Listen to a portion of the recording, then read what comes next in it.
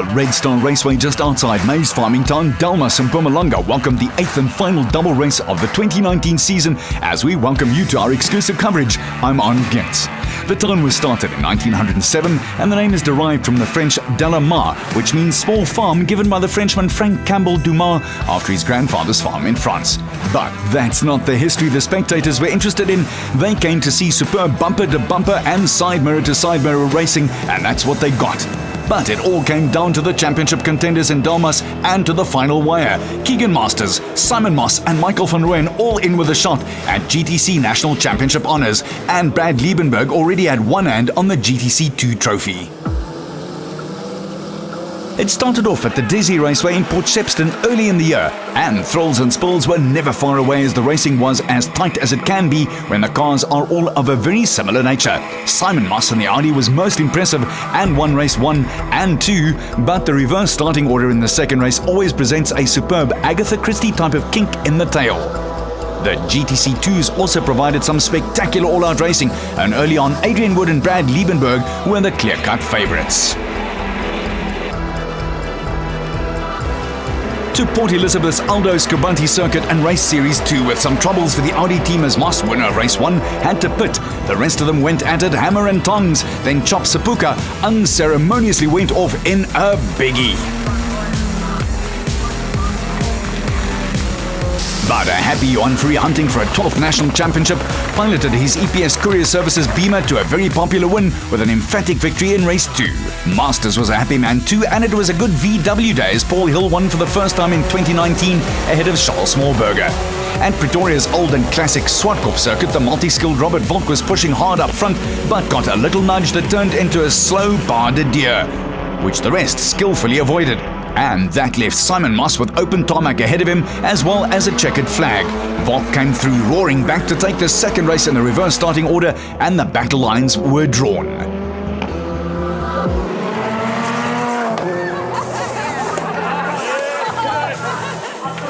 In the GTC 2s, Charles Smallberger continued to stake a big claim for the national title, with Brad Liebenberg in close attendance. Later on in the year, it was on to round 6 of the series, where some serious high-speed action and excitement happened when the championship circus headed to the historic East London Grand Prix circuit. This fast layout is renowned for its legendary flat-out pedal-to-the-metal sweeps, and if you happen to miss, like Michael van Rooyen in the red and white Gazoo Racing Toyota Corolla did here, you know all about it.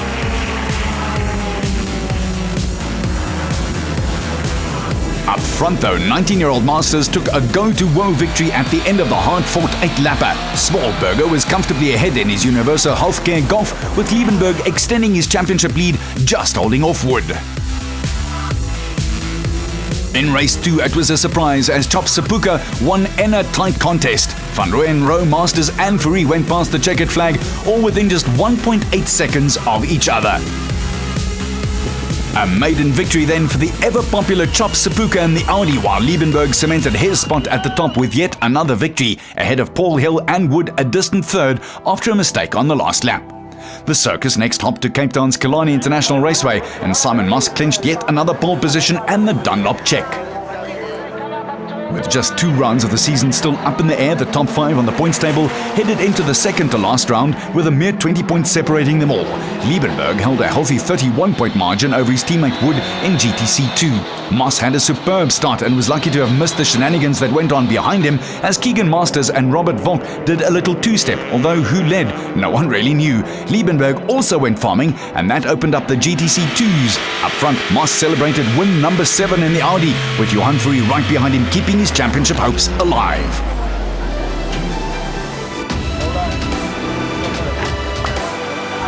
Smallberger took his 4th win for the season, and that also meant that the GTC 2 championship battle was wide open, yet again. For the second race, the reverse order start again needed a very different approach, with Volk starting in pole. And as the lights went off, it was hell for leather. So much so that Johan Fourie went off-roading this time. Not something that would have pleased the big guy very much. The GTC2s were giving it horns and Smallberger and Wood were at it again, but this time the Golf driver was lucky to hold it down on terra firma. Charles was definitely a lucky man this time round.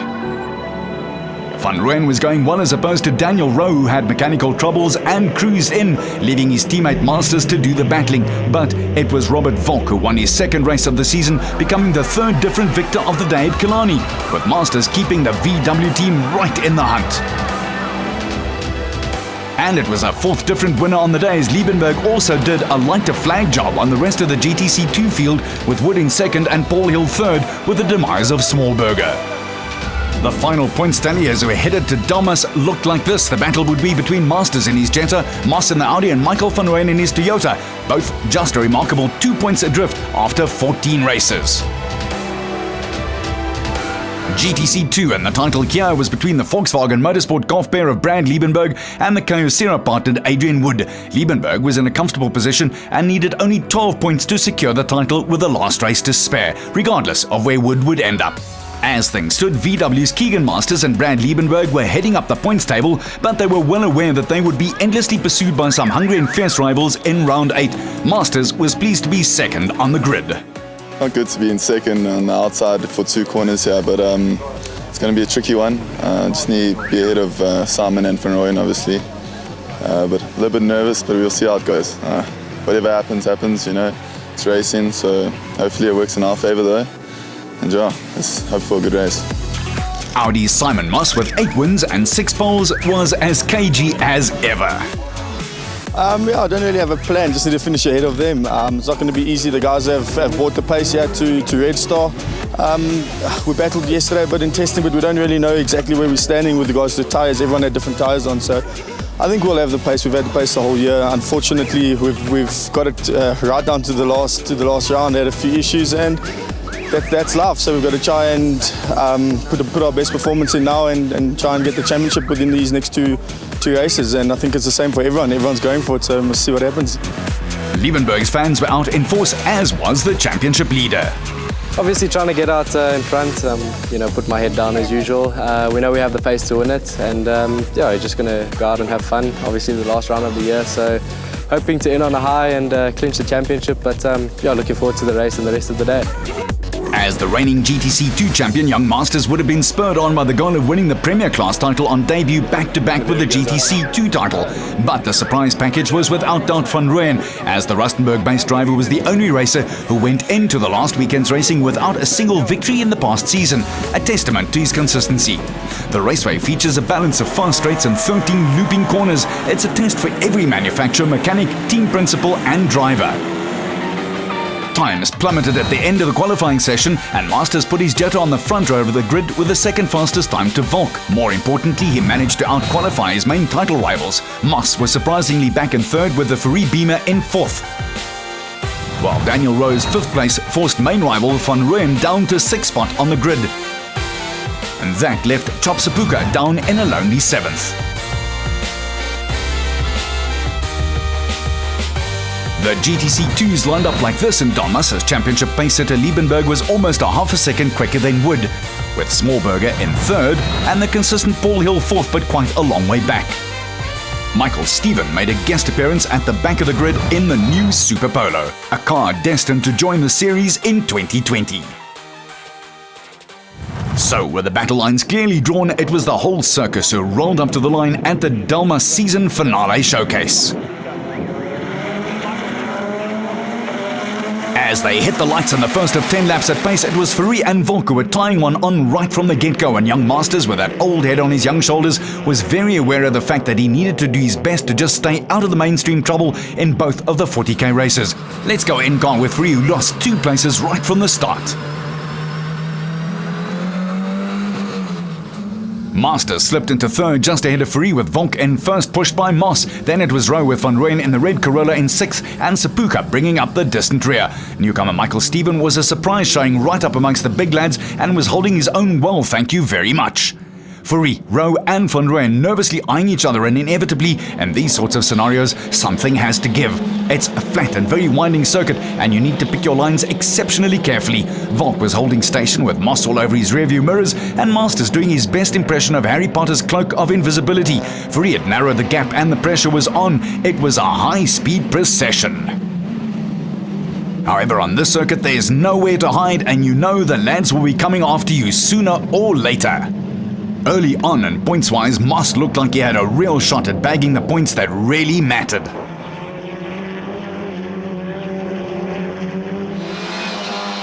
Masters had a ringside seat as Volk left the blacktop screen left.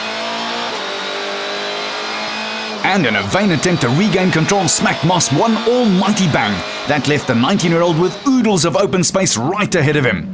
As a wheel went by, it also left two of his closest title challengers, Moss and Volk, out of race one, and that took a massive amount of pressure off the VW man. However, Fourie was still right back there, and the crash bang wallop up front concertina the whole field back together again. Fourie gave the leader a little friendly nudge, just so that he knew that he was there, okay?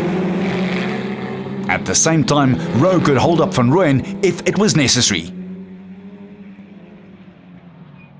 Let's take another squiz at that one. Pole sitter Volk drifted wide, lost traction, and the right back rear end, and in a vain attempt to regain control, smacked Moss's Audi with an almighty bang which dislodged the left front wheel and almost careened Volk back into the oncoming traffic. It could have been ugly. From Moss's point of view, this is what happened.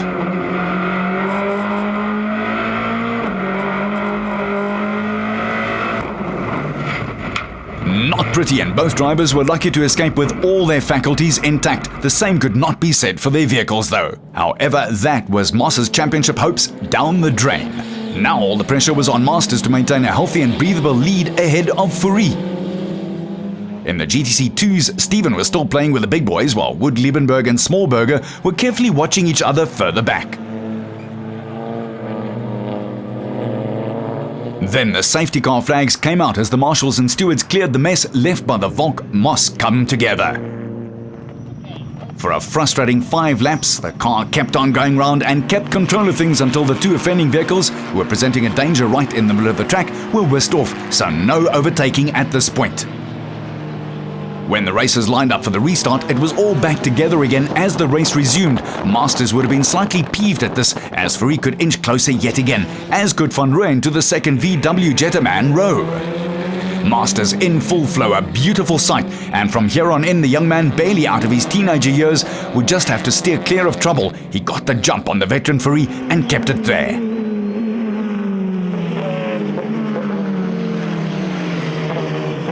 The Toyota Gazoo driver Van Rooyen was steadily increasing the pressure on the second Jetta, with the 2016 GTC 2 champion Rowe aboard.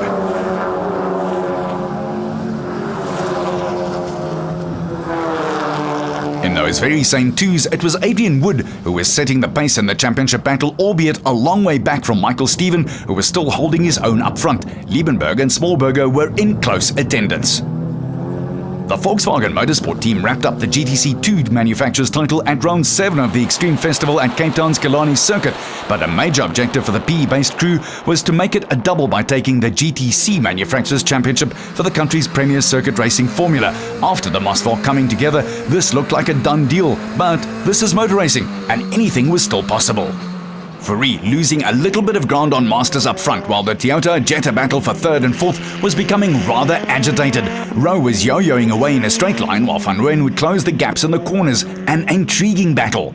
2 distinct races had now developed, with the top 2 inching away and 3rd and 4th in their own battle of attrition. Rowe looked good when it was pedal to the metal, while the 38-year-old father of 2 Van Rooyen was keeping up his never-say-die attitude.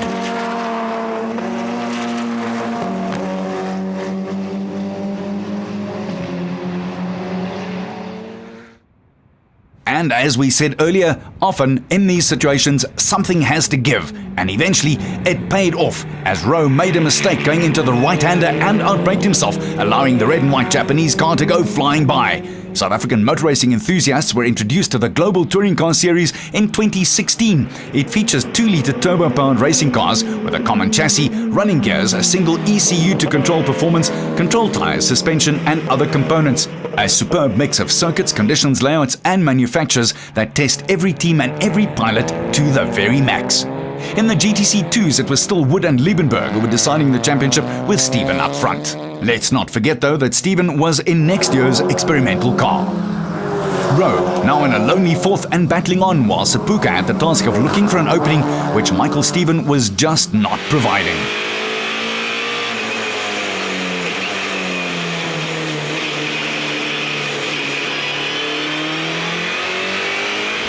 Masters piling on the speed and completely in control, while Fourie was now coming under fire from the Toyota Gazoo man Van Rooyen, who amazingly had not won in the last 4 years. So in his debut season, the Toyota team delivered a host of really good results and were in a position to challenge for the title, with a mathematical chance of Van Rooyen being able to take the title without even having a win to his name. But up front it was Masters who literally cruised home safely to win yet another one. Fourie was second and Van Rooyen third, while Michael Stephen shows some great pace in the new Polo Super Cup car. And right at the end of it all, mechanical gremlins for Rowe and Sepuka. Thanks to the efforts of Bradley Liebenberg and Adrian Wood, the VW team had wrapped up the GTC 2 manufacturer's title in the previous round, so all that remained was for Liebenberg to convert his dominance into the GTC 2 title, and finishing behind Wood, he managed to do that after taking second. A handsome victory for the 19-year-old prodigy, with Fourie back in second and the Gazoo driver in third. The GTC 2 result meant a championship title for Liebenberg despite some brave racing from Adrian Wood.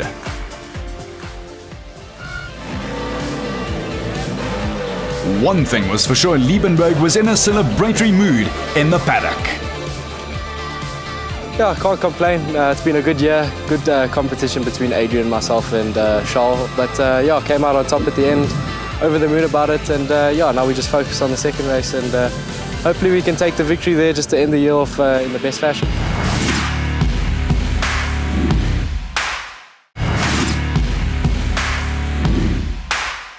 Back in Dalmas at the Red Star Raceway and the pits was a buzz about that big coming together between Robert Volk and Simon Moss in the second to last race of the 2019 GTC season. Let's hear how Robert Volk saw it from his point of view. Clipped the grass, and as it swung back, yeah, ran back onto the circuit and clipped Simon accidentally, and yeah, that is unfortunately our race, has ripped the wheels off, and that is that. So unfortunate error, but yeah, it's one of those things. That's our day. It also looked like that would be Moss's day over. He went off the track, and as he came back on, he just connected me. I was minding my own business, but I suppose that's racing. What can you do? Had a great season so far, 8 victories, I think 6 poles.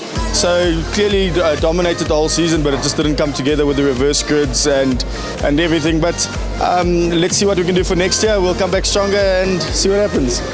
The 16th and final race of the 2019 GTC Championship Series was ahead at the Red Star Raceway in Dalmas, and after all the calculators had done their work, the points showed that Keegan Masters' only title challenge with 1 race to go was from one Michael Van Rooyen. The Toyota driver had to win the race, and the Jetta man had to finish 4th or lower to lose the title. Masters started right from the back of the reverse grid and had a massive amount of work to do, so it looked like it was advantage Michael Van Rooyen. With the old proverbial blanket covering the only 6 cars remaining, it was Rowe, Van Rooyen, Sepuka and Masters up into 4th, and then Fourie, followed by an ultra-competitive Michael Stephen.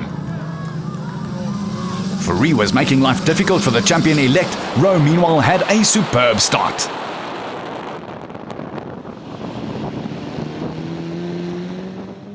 It was clear that Van Rooyen was coming out hard and making a real fist of it, but Rowe, clearly under team orders, was making his car as wide as he possibly could to hold off the red and white danger. Meanwhile, Sepuka was proving tough to pass as well. On the reverse order, that makes things interesting to say the least. Fourie set his sights on the Audi all-power black and yellow and was ready to pull the trigger, but Chops wasn't going to let the veteran racer have it all his own way, and this meant that Masters was being held up behind this dice.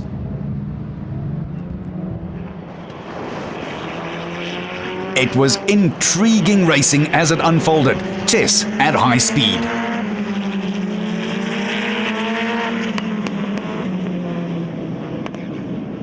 And up ahead, the two leaders were pulling away in the process. Rowe trying desperately to hold off Van Rooyen, who was in his own right desperately looking for a first win in more than 4 years. Mindful that he was helping his teammate secure the championship, Rowe, the son of VW team principal Mike Rowe, he was doing all he could. While Sepulka was still proving tough to pass, and it seemed as if his pit crew had done wonders with the car set up for race 2.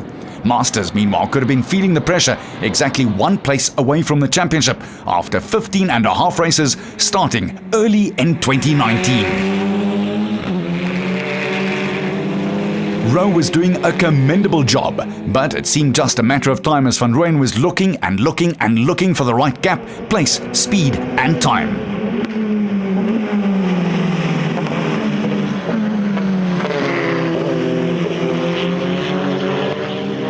In the GTC 2s, it was more of the same as Liebenberg and Wood again gave it their all, with Smallberger a surprising and rather disappointing third, and then it became clear why. The amiable Charles was experiencing severe mechanical trouble and his car was leaking oil that prompted him to pull onto the short circuit. Up front, Sepulka still held up Masters while Fourie had slipped back to 5th, with Michael Steven doing a superb job. Fourie was a slightly frustrated pilot.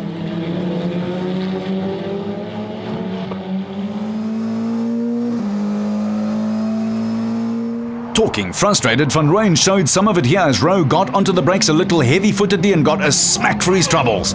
That exposed Masters further back as the Gazoo driver went in pursuit of his first win in more than 48 months. And this incident also spurred Masters into action as he immediately increased the pressure on Sepulka in the Audi. And Fourie wasn't giving him any breathing space either.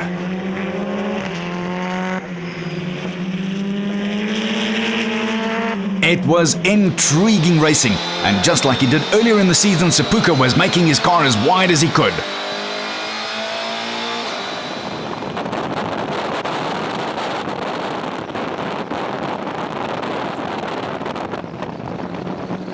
Let's take another look at that incident between Rowe and Van Rooyen. Rowe hard on the brakes, and Van Rooyen gives him a serious nudge. You can make up your own mind. Next up, it was Sepulka who felt the pressure and went off-roading, just enough to give his tyres a loss of traction when back on the tar, and Masters went past and into the championship winning place, but not for long. The racing here in the South African GTC Championship is as good as it gets anywhere, and Sepulka was not going to just lay down and die. No sir, he's a real fighter and proved it, forcing Masters to go wide and pick up some dirt in the rubber, Fourie the lucky recipient of the place lost. Keep in mind though that Masters needed to finish at least 4th to secure the title, and Van Rooyen holding the key was up the road. In the GTC 2s, it was still Liebenberg. And perhaps just feeling the pressure, Wood made a silly mistake and missed the right-hander completely, giving a few places away in the process. Let's hop in with Masters. Really frustrated with what's happening up front. Sometimes you hope and wish that there were microphones in the car. The pressure was really on as Masters wanted to at least secure a 3rd place to be absolutely sure of the championship victory. But Sepulka and Fourie could have cared less about that. They had their own battles to fight. Eventually though, Chops did make the mistake that let Fourie through. And even though he desperately tried to correct, he overcorrected, and it was sayonara, see you later. With the telltale signs of his earlier bumper bashing with Rowe in evidence, Van Rooyen was on his way to what would have been a very sweet-tasting victory, the first in 4 long years for the 38-year-old. Fourie's Beamer too showed the signs of a coming together, but he was free of the shackles and sprinting for home. Liebenberg was bringing it home too and was enjoying his feelings as the newly crowned GTC 2 champion. So Van Rooyen surged past Chop Sepulka at the start and quickly closed the gap to Volkswagen's Daniel Rowe. After a brief and intense tussle which resulted in that big bumper bash between the two, Van Rooyen edged the Jetta to streak to his maiden GTC victory in Delmas. Despite the heroic drive by Van Rooyen, the champion-elect Masters finished the race in 3rd, just behind a flying Johan Fourie. Masters in the process earning just enough points to stay ahead of the Toyota Corolla driver and claim that 2019 title by the smallest margin, just 3 points. The two Jettas came home to rousing applause and salams from their pit crew. while Van Rooyen's family wanted to celebrate a long-awaited victory.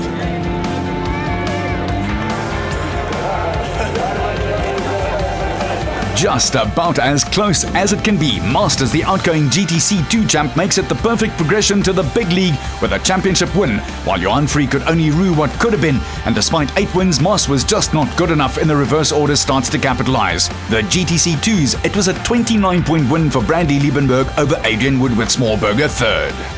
All credit goes to Volkswagen Motorsport. They gave me this opportunity, Mark Rowe. There's no words to describe this. It's unbelievable. An unprecedented quadruple win for the VW 8.5 based outfit, and in 2020 there's a lot happening. But we've got new cars joining the category for GTC, and then of course GTC 2 will evolve into the Super Polo Cup class, where we saw the car race for the first time this weekend in Michael Stevens' hand. Beautiful little car, very, very fast little car as well, and we're looking forward to at least 10 to 12 of those as well. So we're looking up, so things are looking good for us.